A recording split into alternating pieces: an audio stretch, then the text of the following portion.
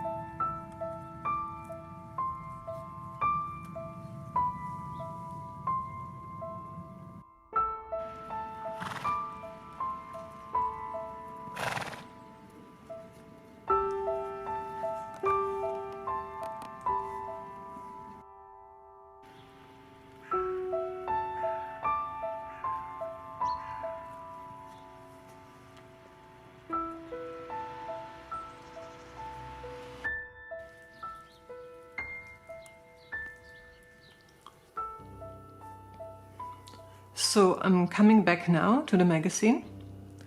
I think so far the feedback has been as if I could continue. So Sandra, there is another recipe. I can read it out for you. So this is a Kohlrabi curry, which obviously you can leave the meat out. But here the recipe says you have 800 grams of pork meat, you have 2 tablespoons of peanut oil, salt, pepper, 150 grams of shallots, 1 medium hot pepper, 2 teaspoons of mild curry powder, 500 milliliter of beef stock, 2 kohlrabi, each 200 gram approximately, and 100 grams of cocktail tomatoes, plus 100 milliliter of cream, 1 spoon of Kerbelblättchen. Hold on a second. What's that? Gerbil? I've never pronounced this word. Okay. So you're dicing the meat and you fry it in the oil on all sides. Then you would spice it with salt and pepper. You're peeling the shallots, and you can cut them into smaller pieces if you like, depending on their size. You also prepare the pepperoni, just cut it down, and then you put that together to the meat. Put the curry powder in and fry it, stir it a bit, and then you're gonna put in the meat stock, and you put the lid on and you leave it for an hour or so on medium heat. In the meantime, you prepare the kohlrabi. If you have foliage on it, you can use the fine leaves inside and put them on the side. And the kohlrabi, you just also dice it down into little cubes. You wash the tomatoes, you can cut them into halves, and in the last 15 minutes you put in the kohlrabi into the meat stew, and also the tomatoes, the cocktail tomatoes. So you just boil it for a while, and only the very end you're gonna add the cream and the foliage from the kohlrabi. If you still have that, the inner ones, they're very tender, you can cut it down a bit and only add it at the very end. and you can top it with this Kerbelblättchen, the chervil, yeah. And I guess you can do the same without the meat, of course, and then it won't take so long either. And this here is another very simple recipe. You just make wraps out of it. You need 150 grams of flour, chives, sorry, 300 milliliters of milk, 2 eggs, salt, butter, and 1 ripe avocado, 5 radishes, 1 kohlrabi, 8 leaves of lettuce, and 150 grams of cream fraiche. Then you have a bit of lemon zest and pepper. So you mix the flour, the chives and the milk to a dough. Then you put in the eggs and you salt it. You heat a bit of butter in a pan and you just make these wraps inside. You know how to make wraps? It's a very simple recipe to make the wraps, otherwise you just buy the wraps. And okay, so what else? You prepare the avocado and the radishes and the kohlrabi. So you cut it down quite into tiny pieces. Mix the creme fraiche with the lemon zest. Add salt and pepper with it and put that on the wraps. And then you just add your veg you have just cut down. Kohlrabi wraps, that is. And it was Trisha who was interested in a stew. I was wrong, this is actually a stew.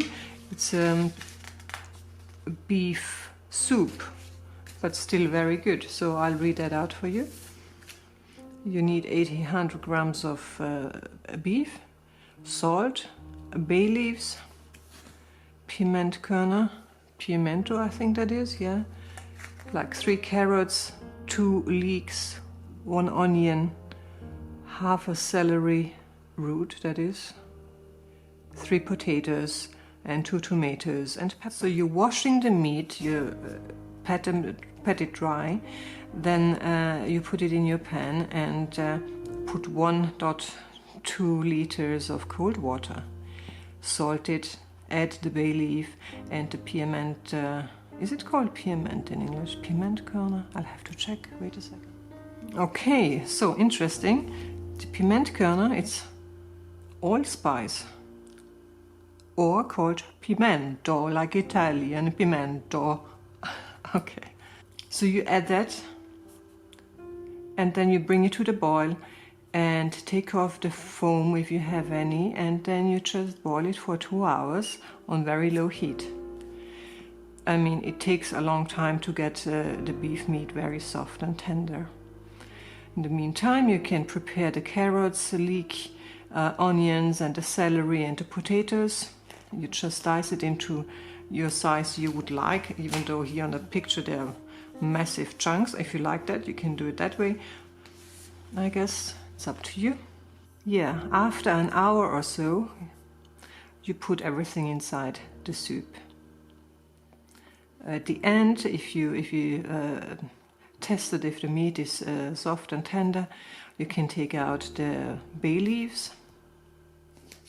Here they say at the end you're gonna prepare the meat and the veg into smaller pieces. So basically you can put everything inside in the size they have, and at the end you just cut it into smaller pieces.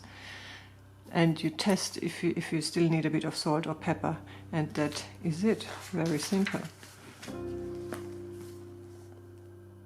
Looks good.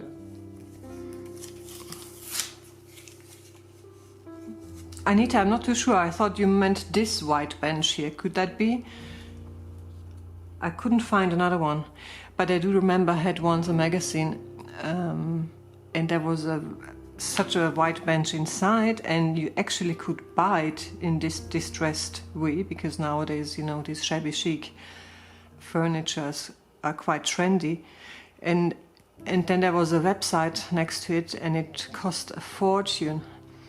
Obviously I wouldn't buy such a thing, but of course it made me look into these kind of benches, and when I was looking online here, the original old benches, quite expensive too here, so maybe I'm lucky one day and find one on the flea market. But unfortunately you just don't have any skips around. I don't know how they refurbish their places. You just don't have any skips around. I just can't see any. No idea, but it looks very pretty, and I would love to have it on a balcony, because my balcony is still very empty. I have no furniture because I haven't decided yet what to do exactly with the balcony, but it's very pretty. Just to show you that I did try to find the other magazine with the white bench, because it looked so pretty, but there are too many magazines. Donna has commented about this beautiful Bach tree. It's a very good idea, but in this example it's quite a huge tree.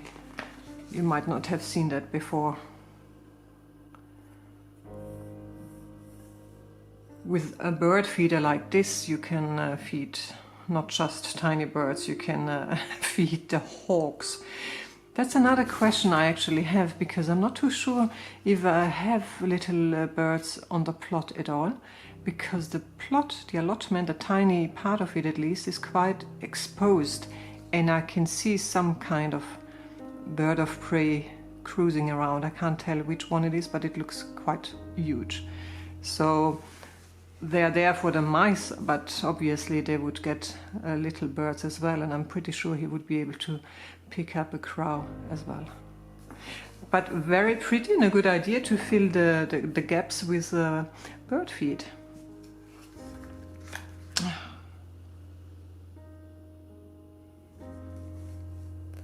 Very nice. And you just decorate with everything you can find in nature, really, you know? All the twigs and the Tannenzapfen, the cones, yeah. And putting the bark around a little pot and having a slice of the tree here. This is a very nice tray or container, whatever it used to be. Beautiful. Okay, but I wanted to show you this here.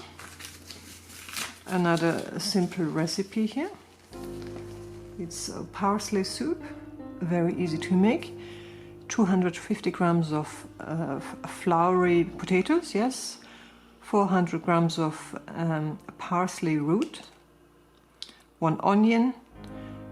A tablespoon of rapeseed oil. I mean, you can use any oil. Then you have 2 handsful of parsley leaves, and 1 liter to 1.5 liter of vegetable stock, 2 slices of bread, 2 tablespoons of butter, 1 garlic, salt, and 150 grams of cream and pepper. So you prepare the parsley root and the potatoes, dice it into small pieces, you prepare the onion, and then in a big pot you just fry the onions so they get glassy. How do you say this in English? I never, you know, I don't think in English, that's the problem, and I never did. Even after 18 years in England, I just always think in German language. Anyways, you know what I mean, and maybe I should cook it one day. Then the parsley, you wash it, and again you just take off the leaves and put that, you add it to the onions. You add the diced potatoes and the parsley roots, add also the vegetable stock, put the lid on and let it simmer for 15 to 20 minutes. In the meantime, you chop down the parsley leaves and you keep a few just to decorate in the end. The 2 slices of bread, you dice it down and then fry it in a little pan in a bit of butter. Yeah. And the garlic, you press it and add it to these bread croutons. Okay, you can spice this eventually with some salt and pepper if you like. Here you're gonna add the parsley leaves to the soup and then you can puree it. Yeah. And once it's been pureed, you add the cream. You just bring it shortly to the boil again, then take it off from the heat. You again just taste if you need to add more salt or pepper or any other herbs. At the end you can decorate it with more of your parsley leaves and also with the croutons. Nikki, yes, you were right. The word I was looking for was bath bombs, because they just look like my little hand creams, my body melts I made. So these are bath bombs, and that's how you make them. You need like 200 grams of natron, 100 grams of citric acid, 50 grams of corn flour. Then they added 1 tablespoon of spinach powder, so to make these colored. All right, spinach powder, but where would you get these from? Okay. Then you take 30 grams of cocoa butter, 1 to 2 tablespoons of almond oil, and if you like, any oil for a flavor. Yeah, they are referring the whole thing to trees, needle trees. So basically they have 2 recipes, one for these cookies and one for these little balls. Okay, for the balls you just mix all the dry ingredients. You have to melt down the cocoa butter in a water bath, and then you mix that, you combine it together. If it's too dry, you can add a bit more of the almond oil. Then just form the little balls and put them into the fridge for 1 hour. Yeah, and you can add, if you like, you can add the oil afterwards to the individual balls, bath bombs. If you want to do the cookies, again, you leave out the spinach powder because these are white, so it looks quite pretty. You leave out the spinach powder, but I don't know where you would get a spinach powder from anyways. Most probably nobody would have that available. It's the same here. You just mix all the dry ingredients and then you melt down the cocoa butter and you press them into cookie cutters. Now here it won't be a problem because it's quite dry, not like with my bird feed I made the first time around. Okay. Now here they say that you press that in and then you press it out already and then you put it in the fridge, which sounds a bit interesting. I thought I would have done it the other way around. But anyways, again at the end you can add some of the oil if you want to add that. And then that's what it looks like in the best case scenario. Now Trisha also is interested in the teas. Now that's such a big subject and there are so many different teas and therefore flowers and plants you can grow in your garden. But I'll just show you what's in this magazine. For example, here they say Balsam für die Atemwege. If you have any inflammation in your mouth and throat, and if you have a cough, what's really good is Eibisch tea, and I did not know what the English word for this is, so I was quite surprised. And this is marshmallow and marshmallow roots. Basically you need 1 tablespoon of diced marshmallow root and also the leaves from it. And how do you prepare it? So basically you can plant the marshmallow plant in your garden, and then you can make tea out of it from the foliage and from the roots. Here you see the roots and that's the leaves. Eine Wurzel, so you take 1 marshmallow root and leaves in 250 milliliter cold water. You leave that in the cold water for 1 to 2 hours at least, and you keep stirring it in between, yeah, but it's cold water. And then you take out the leaves and the root and you just bring it to the boil, and just for a minute or 2, and then you turn it off again. Okay, so how to use it? You burble daily a few times with this freshly made tea, and just rinse your mouth and yeah, well, in the throat. You just burble it several times a day. If you have an irritable colon, then you can drink fennel tea. You need like 30 grams of fennel seeds, peppermint leaves and calamus roots. Mix these 3 ingredients well and take a tablespoon out of the mixture, put it in a mortar so the seeds will be opened and the oil will get out easier. And then you put 250 milliliter of boiling hot water over it.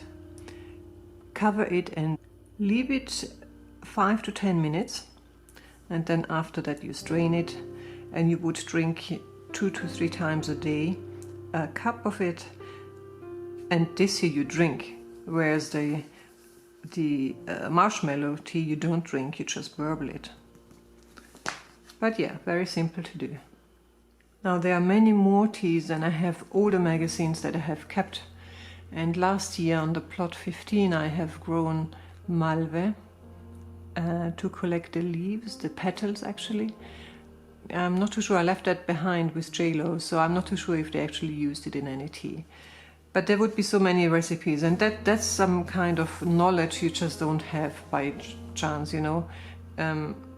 Over years you would accumulate this knowledge about how to make teas and what you can use and what's the combinations and all that. I don't have that knowledge, so I'm quite happy that there are people who are sharing their knowledge with us who don't have this knowledge. I'm definitely gonna grow malve and mint, of course, to dry that, and fennel, of course, anyways. And yeah, and chamomile, important. Yes, chamomile is very good. Yes, I hope I'll be able to show you more then, but it just would make this video again far too long. Making teas, there could be another project actually to make a series out of it. That's actually a good idea.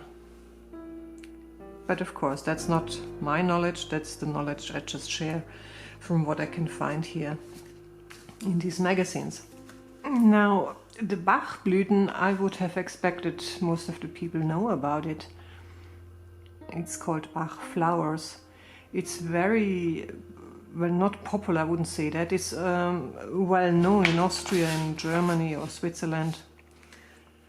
Now, this is a subject I can't go into details. Absolutely not. You have to read it up yourself if you're interested. It's about homeopathy. However, let me take this off.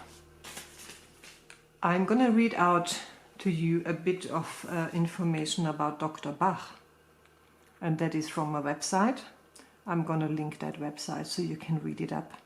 Edward Bach studied medicine, first in Birmingham and later at the University College Hospital in London, where he was house surgeon.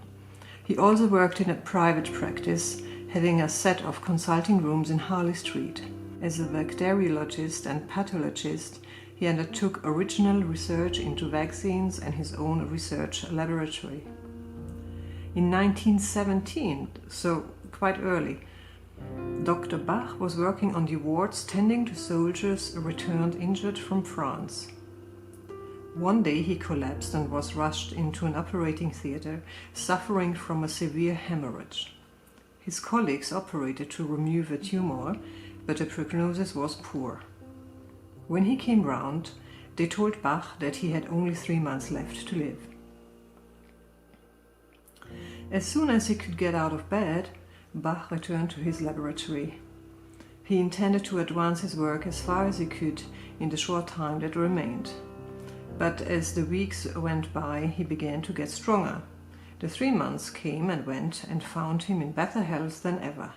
He was convinced that his sense of purpose was what saved him. He still had work to do. So about the homeopathic research. His research into vaccines was going well, but despite this, Dr. Bach felt dissatisfied with the way doctors were expected to concentrate on diseases and ignore the whole person. He aspired to a more holistic approach to medicine. Perhaps this explains why, not being a homeopath, he took the offer of a post at the Royal London Homeopathic Hospital. Once there, he soon noticed the parallels between his work on vaccines and the principles of homeopathy. He adapted his vaccines to produce a series of 7 homeopathic nosodes. This work and its subsequent publications brought him some fame in homeopathic circles. People began to refer to him as the second Hahnemann.